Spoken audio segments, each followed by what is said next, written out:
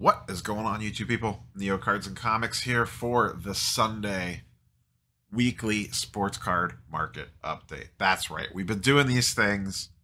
I believe this is somewhere in the middle of this week. This is basically the 2-year anniversary of the weekly Sunday update. I have been doing essentially this video series for 2 years now. The channel turned 2 a couple months ago, or like a month ago. About a month into the channel's existence, I started doing these weekly videos every Sunday, just kind of doing a broad-based market recap, little news at the front, little, current event type stuff, kind of, just kind of what's on my mind, and then, kind of touching on each major sport, cherry picking 1 or 2 cards to kind of look at going up, going down, and just kind of chit chat about the general sports card market. As a more broad-based view, we do a lot of specific videos, deep diving into stuff, but this was the idea behind this when I started this was as like a catch-all. Like if I missed something during the week, I could talk about it here, take a broad-based look at all the major sports. So it's worked out quite well. It's probably, it doesn't necessarily, it's not my most popular video every single week on a given basis, but it is consistently popular, if that makes sense. It's never going to smash the views and go viral or anything, but it consistently performs extremely well. So for all of you guys and girls out there that swing on by to the weekly sports card market update video, appreciate you. This week, we got a bunch of stuff to talk about. Let's go ahead and dive in. Local show yesterday in Hartville. There's another local show today in Youngstown. I'm not sure I'm going to make the drive down for that one or not. We'll see. I did not make any moves at the Hartville show. There were some interesting cards there that I wanted to potentially move into, but and we'll kind of circle around and talk about this in a little bit of a greater length. A lot of people were not priced at current market prices, which, hey, that's their choice, I guess. If they want to sit there all day and be way over what cards are currently selling for, still priced like cards from 3 months ago, that's perfectly fine. I talked to a friend of the channel because I'm Carlos. For those that don't know, he lives in the land up north. He is from beyond the wall. This week is the Toronto Expo, and I just asked him for a quick vibe check. And I haven't heard anything today from him yet, but the early word was kind of like and I kind of see this at my local shows on a more micro scale. And I heard similar chatter from the Shipshawana show, which I was not able to attend this time, that there's essentially 2 shows going on. There's the show with the dealers that are priced at current market prices. And then there's the show where guys and girls are priced at February prices, January prices of this year. 3 months ago, 4 months ago, 5 months ago, they're not at current market prices. Those people are not selling cards. From what I have heard, and this just isn't from one show. This is from, some pretty big shows. Ship Show, Toronto Expo, which is massive. And I'm even seeing it at the local show. The dealers that are priced correctly are moving stuff. They are moving inventory. If you are priced at market price, people are buying. Once again, my local show today, it's 80 tables. It is at a flea market, so it's hard to judge between what's there for flea market traffic and what's there for show traffic. Was busy. I talked to a bunch of people that were at the Shipshawana show in Indiana. Everyone said it was packed, and that is a standalone show. It's not like intermixed with another type of dealer setup or anything like a flea market. Toronto show, I am not sure. The expo, I am not sure what foot traffic looked like this weekend. Like I said, I haven't heard from Carlos, so I'll be curious to see some vibes there. But I'm guessing he'll do some sort of recap after, and I'm sure Curator and Merle and some other people that are up there we'll deep dive into that. It's it's a little bit of a different market because it's Canada, but I still think you can have a pretty good idea, how things are going at a big show like that, because that's essentially their national or national mini. That's a big show. That is a major show. So we'll see what happens. I am, as I've talked about before on the channel a bunch, planning on going to the Fishers Indiana show, the J&J Midwest Monster. That is the 17th of June. I will be heading to that. And then beyond that, I don't know before the National. That might be it, big show-wise, besides the normal monthly circuit of local shows that I have, but that might be my last big travel show before the national. We'll see. So local show vibes seem to be good if you are priced correctly. If you're not priced correctly, it seems kind of like good luck. The next thing that I'll be at is there is a trade. If you're in the Northeast Ohio area, 101 Card Shop in Strongsville, Ohio is having a trade night this coming Saturday. I forget what the date is on that, but 6 days from now or whatever that would be. And I will be most likely be attending that as well. They usually have very busy trade nights, and it's also a good vibe check. So we'll see what's going on there. Newsy stuff for the week. Let's dig in and talk about some newsy stuff. Obviously, the biggest thing of the week is the NFL Prism release. It is finally here. I did the video yesterday breaking down the whole kit and caboodle of ripping boxes of this stuff. And, you could get lucky. The Mac Jones 101 Black that was pulled, that's actually, I don't know them personally, but the father and son, they're big in the cards. They are local to me. Where they purchased that box, Triple Play Vintage, is where I buy a lot of my supplies when I need supplies. I haven't been in there recently because I haven't needed anything. But when I need like boxes and penny sleeves and that sort of stuff, that's usually my go-to for supplies, is the shop that box was bought from.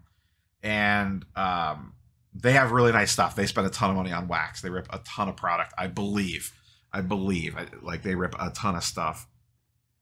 And apparently that card sold for $100K cash. There was a photo floating around on the internet of a handshake deal with $100K in cash behind it and the card in the frame. So who am I to say that it didn't happen? But it looks like that deal went down and looks confirmed. I have no reason not to. I've actually, I don't think I've ever actually done a deal with them, but I've met the kid that actually pulled it before. Like I said, I don't know them personally. They don't know me. I don't believe anyway. But they are local to me. There was if I would have bought boxes, it probably would have been from that shop. So maybe I could have pulled the Mac Jones 101. Who knows? So good for them. 100K, take it, man. Awesome, sweet deal for them. But we talked yesterday, but generally speaking, ripping those boxes is maybe not the smartest thing to do in the world, as we discussed. Now there was some comments, and not just one person. Multiple people were discussing this in the comments to that video about, I guess, Jeff Wilson, Sports Card Investor, and a few other people were talking about, is this a good investable product from a sealed wax perspective? And I guess I have not watched Jeff's video on this yet, full disclosure. But he was saying about stashing boxes aside. That is a whole different ballgame. My whole video yesterday was geared at, you are buying these to open them. Sitting on it, whole different bag of potatoes. That's apples and oranges. Now, I'm not saying you can't lose money sitting on sealed wax. There's an absolute chance it goes down. It's really just going to depend on how the class performs. But generally speaking, that is a way safer play than actually opening the product. So my video yesterday was purely skewed towards, I am buying this box of cards, I am putting it on the desk, and I am shredding it open. Not, I am buying this box, sticking it in a closet, and forgetting about it for 5 years. That's all going to depend on the class. The thing with that is you get the shotgun approach, and you just need one of those guys to really, really take off. So we'll dig a little deeper on that in a minute. On the screen, what you guys and girls are actually looking at is Prism hobby boxes from the last 4 years. So we'll kind of look at pricing and kind of see how they have performed. We'll talk about that when we get into charts and graphs here in a minute or two, but just kind of wanted to preface that because there was a lot of chit chat. Like I said, not any one person, just multiple people in the comments were talking about that. And my angle on that was strictly opening it. So keeping it sealed, whole different thing. It could go down, but you're probably not going to lose your ass holding sealed wax like you would opening it. Now, you're obviously on the high end of the side, you cap your value, but it's easy money if you just have the willpower not to open it. Most of the time, not always. Some of the stuff goes down. And then the other big thing, not big, the other thing that happened this week was the CSG price increase. I'm still a little baffled by that one. Someone from CSG, the director of education, actually commented on that video. So I am potentially maybe going to have someone from CSG on. I don't know.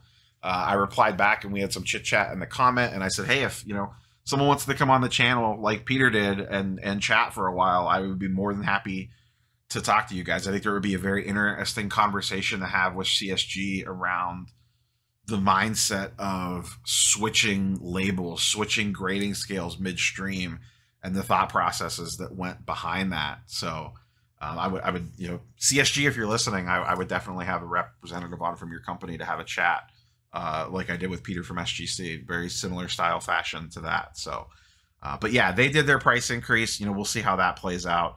I would like to go through and do a CSG 10 comp comparison video, but I just don't think there's enough sales data out there yet.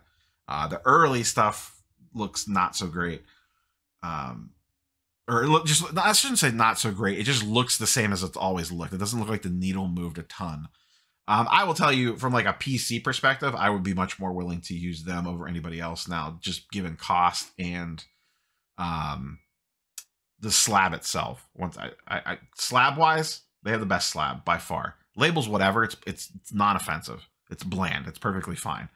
But the slab itself is absolutely fantastic. It is the best slab in the game, and I don't honestly think it's that close. It is crystal freaking clear. Highly encourage you to check one out. I've been seeing them a lot more at shows. I will say that. I noticed I have been seeing a lot more CSG slabs at shows. Very curious to see how this price increase impacts demand, though, going forward. And that leads me into the next thing, which will probably be tomorrow's video.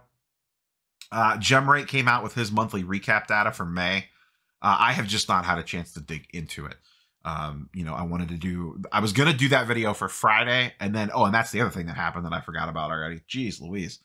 The Topps distribution thing with them cutting 50% distribution. That happened on Friday. I was going to do the GemRate video on Friday, and then the Topps thing happened. And then I was not going to do a video on Saturday, and then I started watching these Prism box breaks, and I said, I got to talk about this. So Monday, tomorrow's video, most likely will be breaking down the GemRate data, looking at May's grading data to see how many cards these companies are cranking out. So that was the other big newsy thing this week. PSA, I believe, graded 250,000 cards in a week the prior week. And once again, anytime they put up a big number like that, you see a lot of chatter around, oh my God, how are they grading this many cards in a week? How is this humanly possible? What are they doing? I mean, Peter from SGC did not give a specific number when I had him on, but you could go back and rewatch that section. If you're talking about an ultra modern, pretty common card that, they see all the time. So like a Prism card, an Optic card, a Select card, like something that's not vintage or off the wall. I mean, like I said, he didn't say a number, but you could pick up what he was putting down. And I get why he wouldn't say a specific number.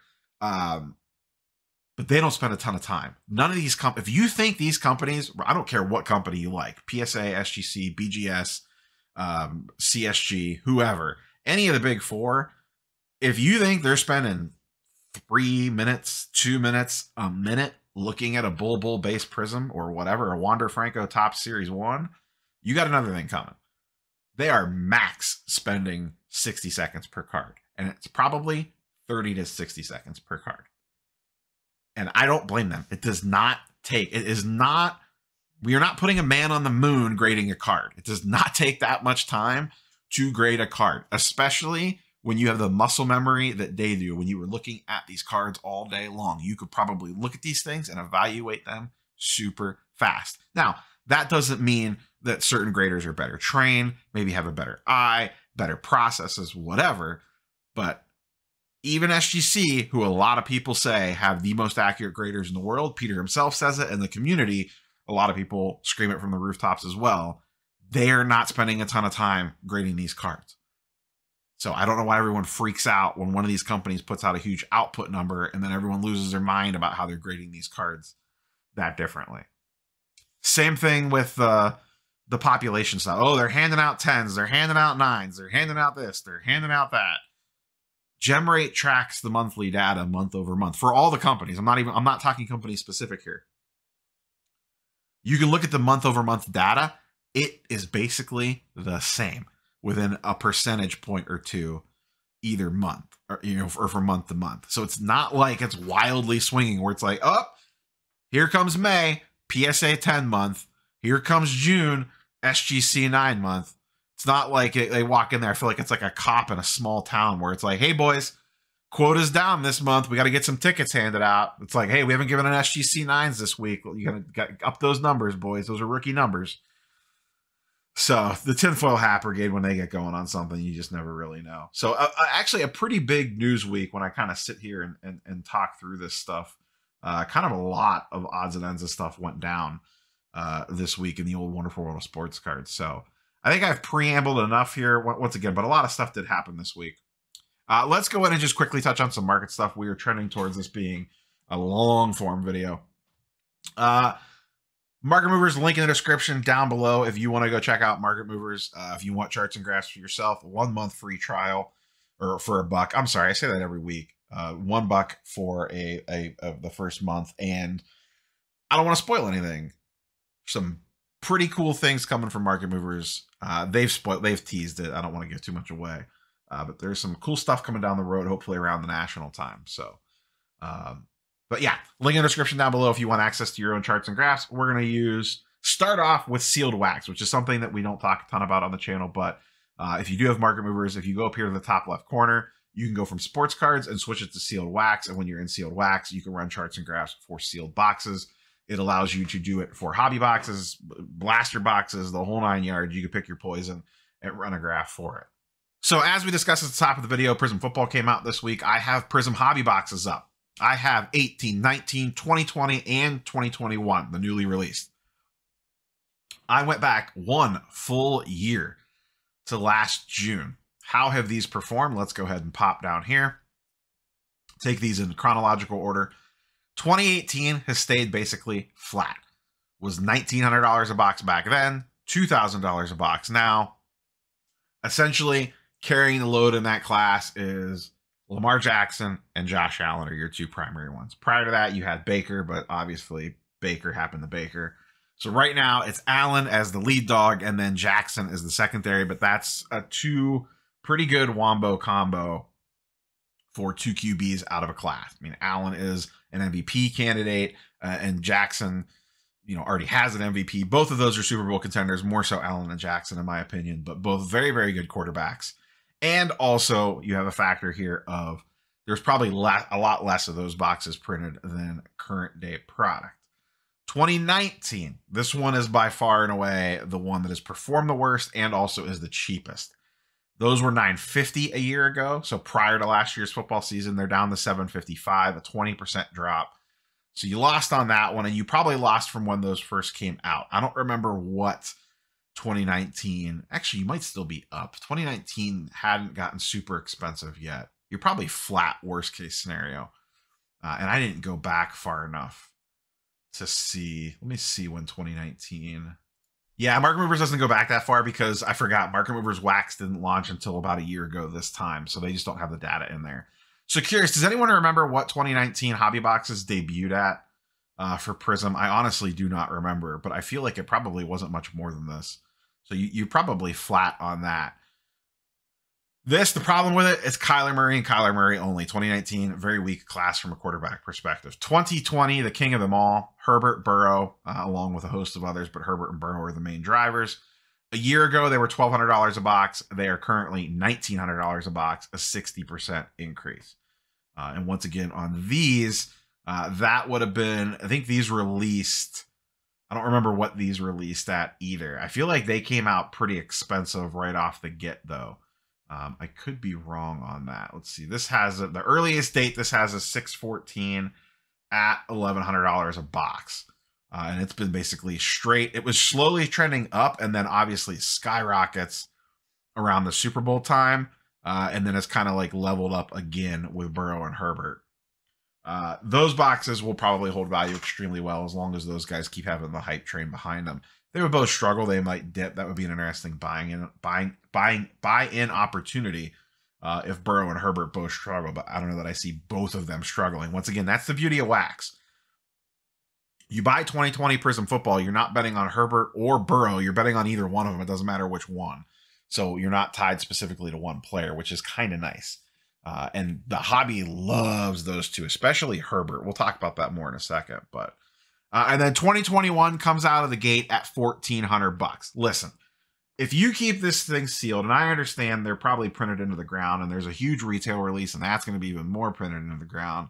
Hobby boxes still do have the unique exclusive color, all that stuff. So if one is going to hold value better than another, it's going to be the hobby boxes.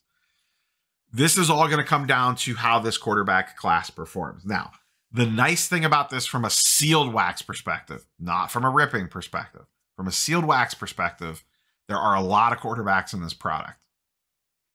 I have no idea if any of them will be any good.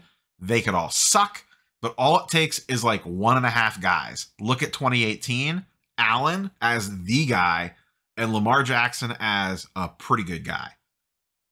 2019 has nobody, Kyler, who no one really knows what to do with, and it sucks.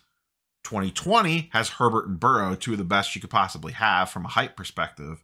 That product performs extremely well.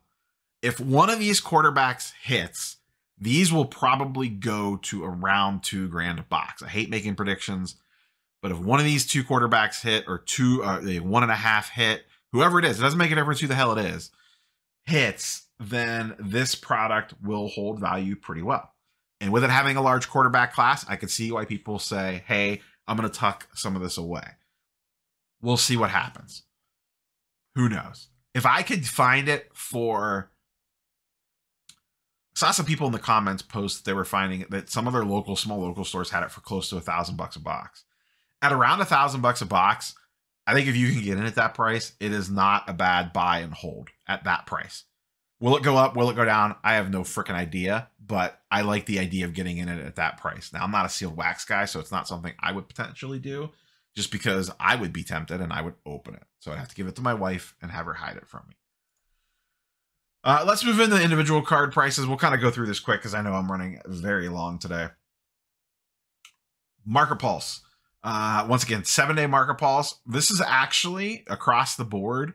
Since I started looking at Market Pulses, what was that? Maybe 2 months ago when they debuted Market Pulse. This is the best week that we've had. It is the most flat that it has been across the board, which we'll see as we kind of move through here.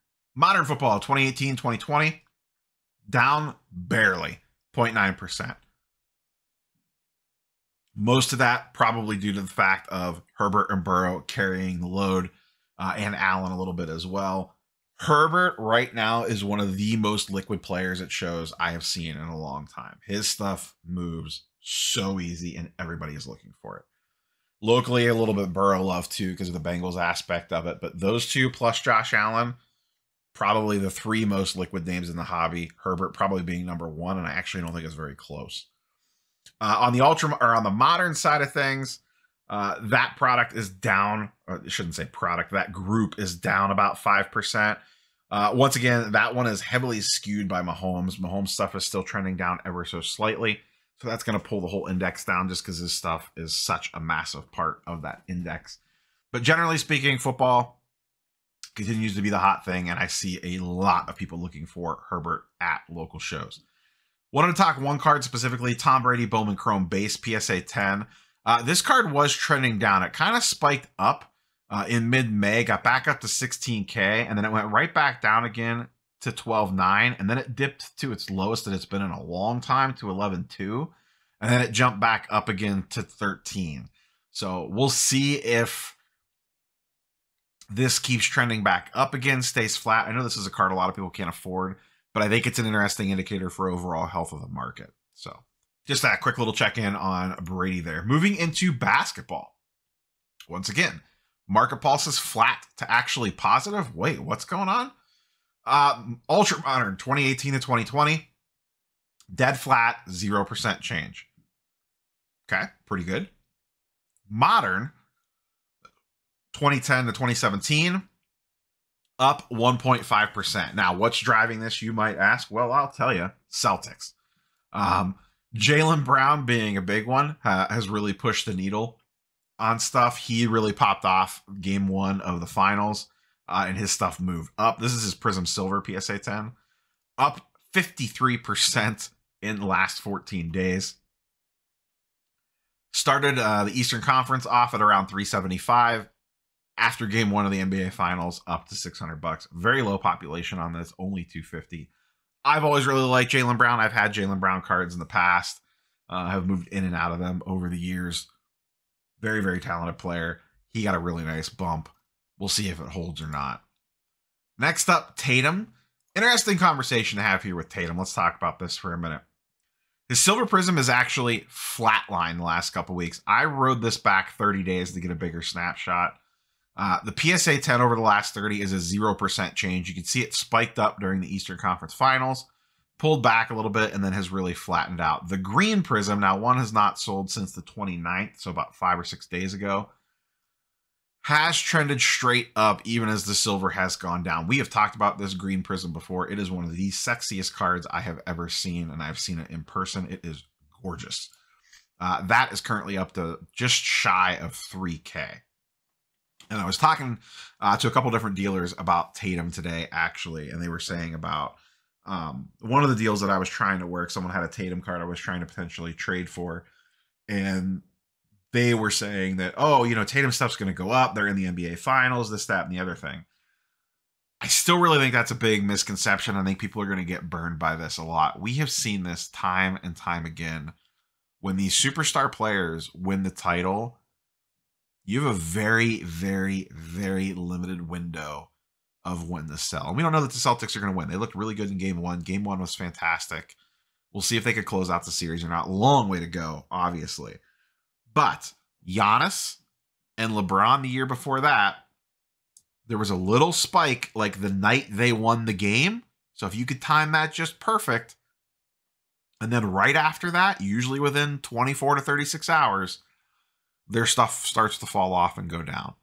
And I'm wondering if we're already starting to see it with Tatum. Some of the people trying to get ahead of the sale. Saw it with Burrow last year. I mean, obviously he dipped because they lost the Super Bowl, but even Stafford went down after they won. The best time, and I don't want to pull the chart because I'm already running long, but Stafford last year, I am 95% sure the best time to sell him was right after the NFC Championship game, not during the NBA Finals. I'll be very curious to see if this right here, this 2K Tatum silver number is the peak, or if he can get above that. If he balls out, it'll probably get above that. He drops some 45-point game on the Warriors and they win.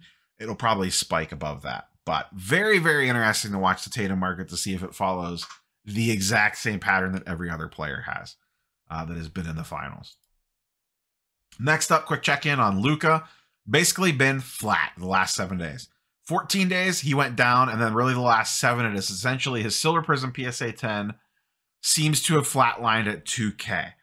We'll see if it crosses that bridge and dips down below it, but as of right now, it seems to be holding at 2K. There was a week's worth of sales with this card at $2,000, and the Optic PSA 10 does not sell as often, but is also flatlined at around $1,800.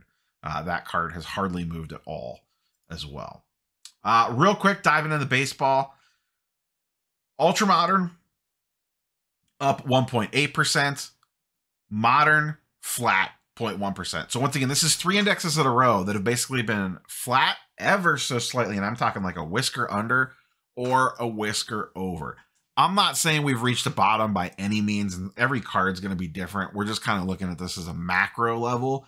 It is nice to see that at least on the macro level of these indexes that they are flattening for the time being. Now that could all go out the window. Who the hell knows? But just interesting to see all the indexes kind of flatten out. It's not just one sport. It's all 3 major sports have essentially flatlined, at least for this week. We'll see what happens next week and then moving forward, but it is what it is. The one thing that I wanted to talk about baseball-wise, one specific player, and then we'll go ahead and get out of here. Soto. Now, he has been on fire the last 48 hours. I think he has 3 home runs in 2 days or something like that. His first Bowman Chrome auto has taken a beating. This is the PSA 10 is the pink line. The blue line is the BGS 95. This is over the last 14 days. This thing has straight nosedived. BGS 95 is down 51%. I saw these going off at auction at $2,200. I almost bid and I held off. PSA 10 down to 5,100. PSA 9 hasn't moved because the PSA 9 hasn't sold. There was only one sale, and it was a fixed price, not an auction. Soto first Bowmans are taking a beating. And I talked about this after the Atlanta show. At the Atlanta show in January, there was a lot of PSA 9 first Bowman Sotos at that show and BGS 95s. And I had the cash in my pocket. And I came very close to buying one. And I sat down, because that's, $3K. At the time, I think a PSA 9 was going for $3K. I sat down and had a conversation with myself, essentially, and kind of worked through it mentally about, did I want to move into this card at this point? And everything screamed no. I was buying a couple red flags that triggered me and said, you know what, walk away. You'll be able to get this later. I was buying right before the season started. Generally, not the best time to buy. Baseball was very, very in demand at the Atlanta show because it was February, right before the season's about to start. Soto stuff had gotten a massive increase from the offseason, and it never went down because it went into the offseason. Not on a great team. I love the player. I think he is a tremendous long-term hold. But the Nationals most likely were not competing this year, and that affects stuff as well, and you're seeing that now. I think very soon there is going to be a tremendous time to be buying in on Soto. Now, I have pinks. I have a pink refractor, 2 of them.